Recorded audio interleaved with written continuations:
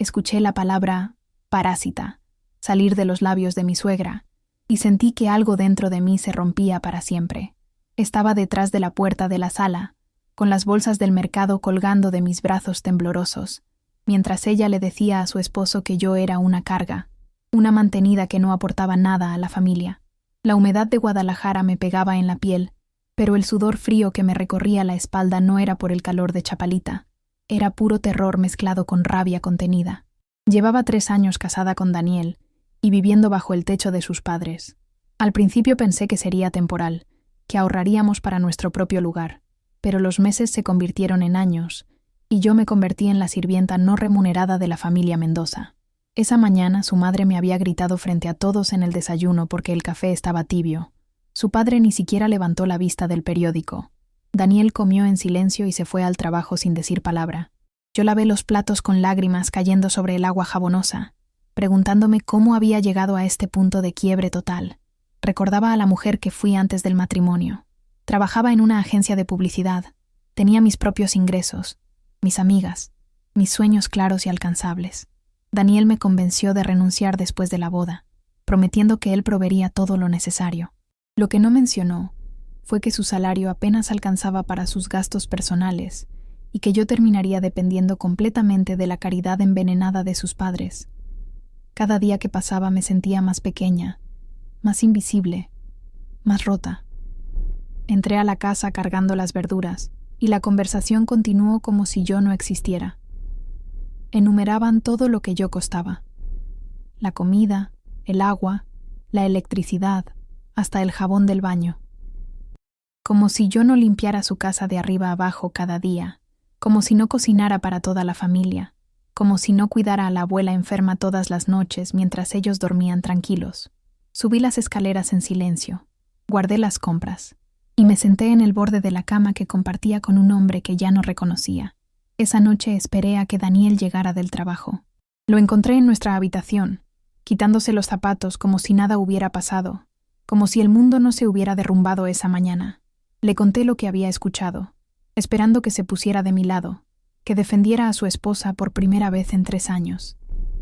En cambio, suspiró cansado y me dijo que sus padres tenían razón en estar molestos, que yo debería ser más agradecida por todo lo que nos daban. Algo cambió en mi mirada, y creo que él lo notó. Por primera vez en 3 años, no bajé la cabeza, no pedí perdón, no prometí ser mejor. Simplemente lo miré fijamente hasta que apartó la vista, incómodo con esta versión mía que no reconocía.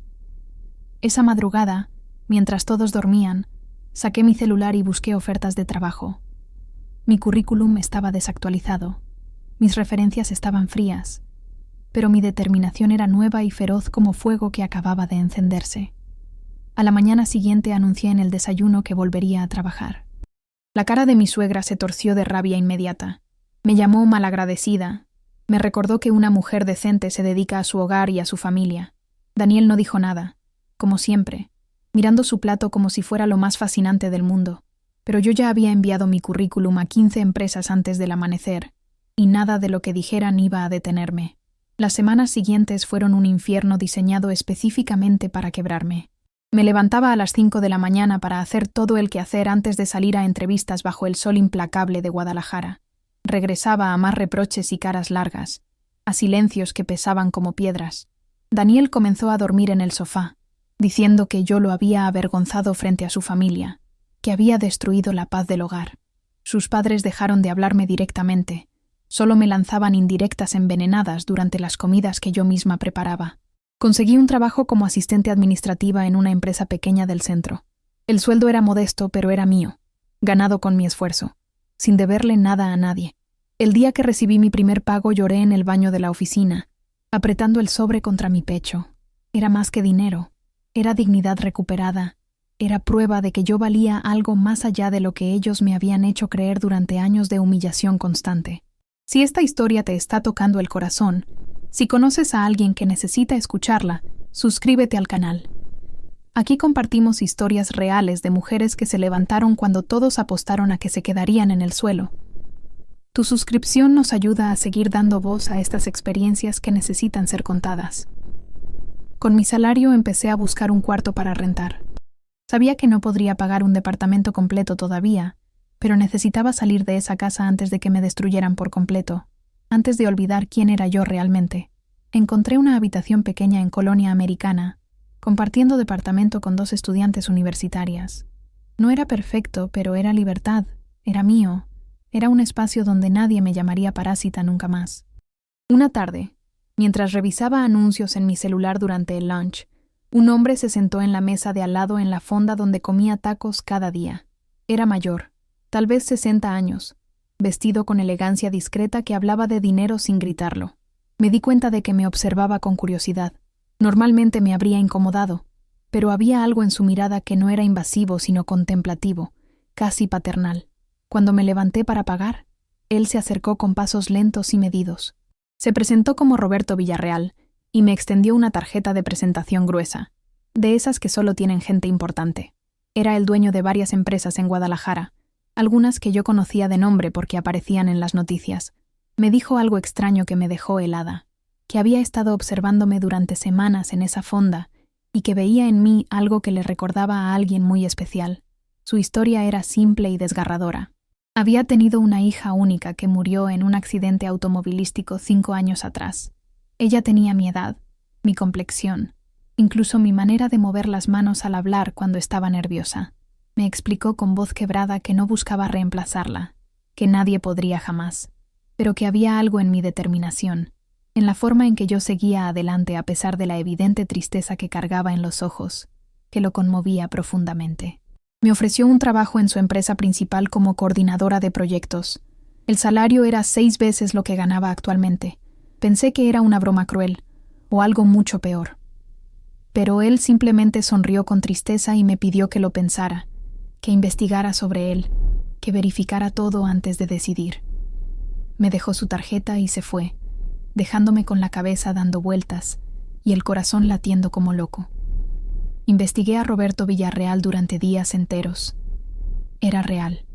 Su empresa era legítima, exitosa, respetada. Su hija, Mariana, había muerto en un choque en la carretera a Puerto Vallarta. Las fotos que encontré en internet me dejaron sin aliento porque sí nos parecíamos. No éramos idénticas, pero había algo en la estructura del rostro, en la sonrisa tímida, en la forma de los ojos que era innegablemente similar. Acepté el trabajo después de una semana de deliberación intensa.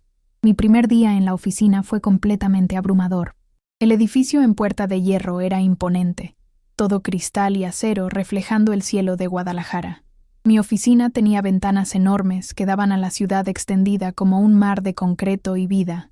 Yo, que un mes atrás lavaba pisos de rodillas en casa de mis suegros, ahora tenía una asistente propia, una computadora nueva y acceso a recursos que nunca imaginé que tocaría. Roberto fue un jefe exigente pero profundamente justo. Me entrenó personalmente durante los primeros meses, compartiendo conocimientos que había acumulado en décadas de experiencia. Aprendí sobre gestión de proyectos, negociación con clientes difíciles, liderazgo de equipos diversos. Descubrí que tenía habilidades que había olvidado completamente, talentos que había enterrado bajo años de humillación y críticas constantes. Florecí en ese ambiente como una planta que finalmente recibe sol después de estar en sombra perpetua. Esta transformación no fue suerte, fue consecuencia de decidir valer más. Si esta historia te está inspirando a dar ese paso que has estado posponiendo, suscríbete al canal. Cada suscripción nos motiva a compartir más historias de superación real, sin finales de cuento de hadas, solo verdad y resiliencia. Acompáñanos en este camino. Con mi nuevo salario, renté un departamento para mí sola en Providencia. Era pequeño pero luminoso, con balcón y vista a los árboles de la calle. La primera noche que dormí allí, en mi propia cama, en mi propio espacio que olía a limpio y a nuevo comienzo, lloré de alivio tan profundo que me dolió el pecho. No había nadie criticándome, nadie haciéndome sentir menos, nadie esperando que sirviera o limpiara o desapareciera para su comodidad. Daniel apareció en mi oficina un mes después de mi mudanza. La recepcionista me avisó con tono profesional que mi esposo estaba en el lobby. La palabra esposo sonó extraña, antigua, como si perteneciera a otra vida completamente diferente. Bajé a encontrarlo, observando su incomodidad en ese edificio elegante donde claramente no encajaba. con su camisa arrugada y sus zapatos viejos. Daniel venía a pedirme que regresara a casa. Sus padres lo estaban presionando porque ahora él tenía que ayudar con el quehacer doméstico, y no le gustaba ensuciarse las manos. Me prometió que las cosas serían diferentes, que él hablaría con ellos, que me defenderían de ahora en adelante. Las mismas promesas vacías de siempre, las mismas palabras que ya no significaban absolutamente nada para mí. Le dije que no con una calma que me sorprendió incluso a mí misma. Su rostro pasó de la súplica patética a la rabia descontrolada en segundos. Me llamó interesada, me acusó de haberme vendido a un viejo rico a cambio de lujos. Gritó en medio del lobby lleno de gente que yo era una cualquiera que había abandonado a su familia por dinero. La seguridad tuvo que escoltarlo fuera mientras yo permanecía de pie, viendo toda la escena sin sentir nada más que indiferencia absoluta. Ya no me afectaba. Ya no tenía poder sobre mí. Esa tarde Roberto me llamó a su oficina. Esperaba un regaño por el escándalo vergonzoso. En cambio, me ofreció un café preparado por él mismo y me contó sobre su propio matrimonio fallido de juventud, sobre cómo aprendió que algunas personas solo te valoran cuando te tienen bajo su control absoluto. Me dio el resto del día libre y me sugirió que hablara con una abogada sobre el divorcio. Me recomendó una excelente. Los meses siguientes fueron de transformación total y completa. Inicié el proceso de divorcio con la abogada que Roberto me recomendó. Daniel intentó pelear. Amenazó con demandas absurdas sobre abandono del hogar, pero no tenía ningún caso real. Yo no había tomado nada que no fuera mío. No pedía pensión alimenticia, solo quería mi libertad legal y emocional. Mi trabajo florecía más cada día. Cerré 3 contratos importantes para la empresa que representaban millones de pesos. Roberto comenzó a incluirme en decisiones estratégicas, en juntas con socios importantes, en la planificación del futuro de la compañía. Me di cuenta de que no solo me había dado un empleo, me había dado la oportunidad de descubrir quién era realmente yo cuando no estaba siendo constantemente aplastada por las expectativas tóxicas de otros. El divorcio se finalizó 6 meses después de que dejara la casa de los Mendoza. El día que firmé los papeles, sentí que cerraba un libro doloroso y pesado, y abría uno nuevo con páginas en blanco esperando ser llenadas. Celebré sola en mi departamento, con una copa de vino, y mirando las luces de Guadalajara desde mi balcón. No necesitaba una fiesta ruidosa. Necesitaba ese momento sagrado de silencio, para asimilar completamente mi libertad recién ganada. Roberto me invitó a una cena en su casa de Zapopan una semana después. Conocí a su esposa, Clara, una mujer cálida de ojos bondadosos que me abrazó como si me conociera de siempre. Me mostraron fotos de Mariana, me contaron historias sobre ella, sobre sus sueños truncados y su risa contagiosa. No era incómodo ni extraño, era sanador para todos de alguna manera hermosa, que no puedo explicar completamente con palabras. Esa noche me ofrecieron algo completamente inesperado que me dejó sin respiración. Querían adoptarme legalmente como su hija.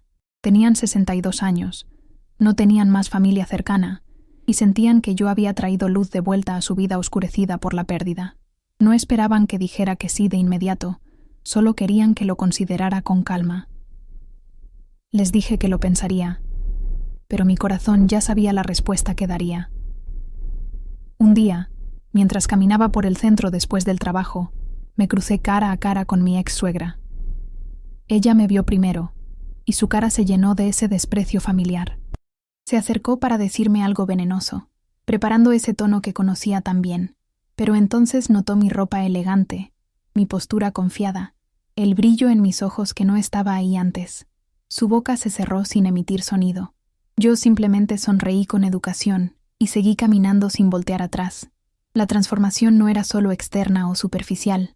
Había recuperado partes de mí que creí perdidas para siempre en esa casa de Chapalita.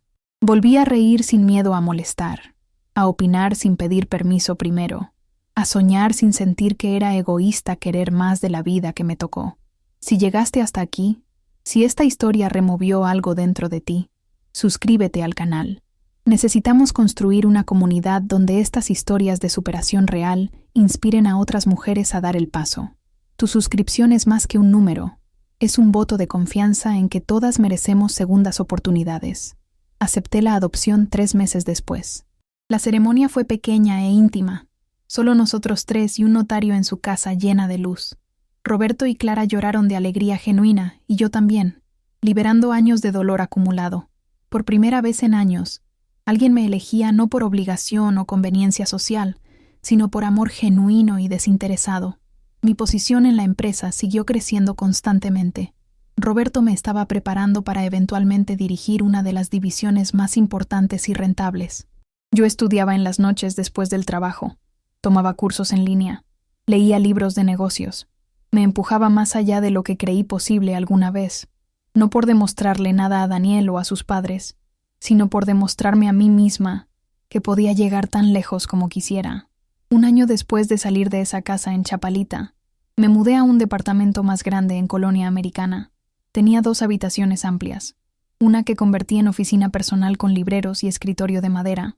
Las paredes las pinté de colores vibrantes que elegí yo misma. Llené los espacios de plantas que cuidaba con dedicación y fotografías de momentos genuinamente felices. Era mi santuario personal, mi refugio perfecto.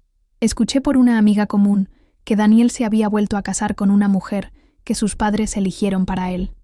Sentí lástima sincera por ella y por él, atrapados en el mismo ciclo tóxico que yo logré romper. Pero ya no era mi problema ni mi responsabilidad. Yo había construido una vida completamente nueva, donde el respeto y el amor no eran privilegios que tenía que ganar con sumisión, sino derechos fundamentales que nadie podía quitarme.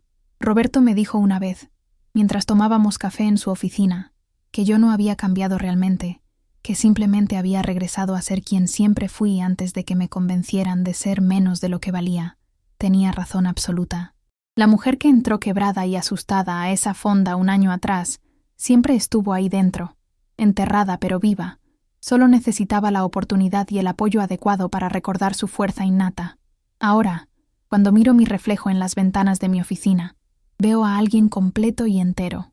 Veo a una mujer que sobrevivió a la humillación sistemática y salió más fuerte del otro lado. Veo a alguien que aprendió que pedir ayuda no es debilidad, sino valentía, y que aceptar amor no te hace dependiente, sino humana. Veo futuro lleno de posibilidades, veo oportunidades esperando, y sobre todo, veo libertad verdadera. Y esa sensación, después de todo lo vivido y superado, no tiene ningún precio en el mundo. Ya no soy la mujer que escuchó la palabra parásita y se quebró. Soy la mujer que se levantó, se sacudió el polvo y construyó un imperio sobre las cenizas de quien creían que yo era. Y si esta historia te llegó al corazón, si sentiste cada palabra como si fuera tuya, te pido algo muy simple que no cuesta absolutamente nada. Suscríbete al canal. La verdad es que casi nadie lo hace. La mayoría solo escucha y se va. Pero esa suscripción es la única forma real en que estas historias llegan a más mujeres que están pasando exactamente por lo mismo que yo pasé. Es gratis. Toma literalmente 2 segundos de tu tiempo y me ayuda enormemente a seguir compartiendo estas verdades que muchos prefieren callar y esconder. Cada suscripción significa que otra mujer va a escuchar que sí es posible levantarse, que sí vale la pena luchar, que no está sola en esto. Si yo pude salir de ese infierno y construir una vida nueva, tú también puedes. Pero primero, hazme ese favor.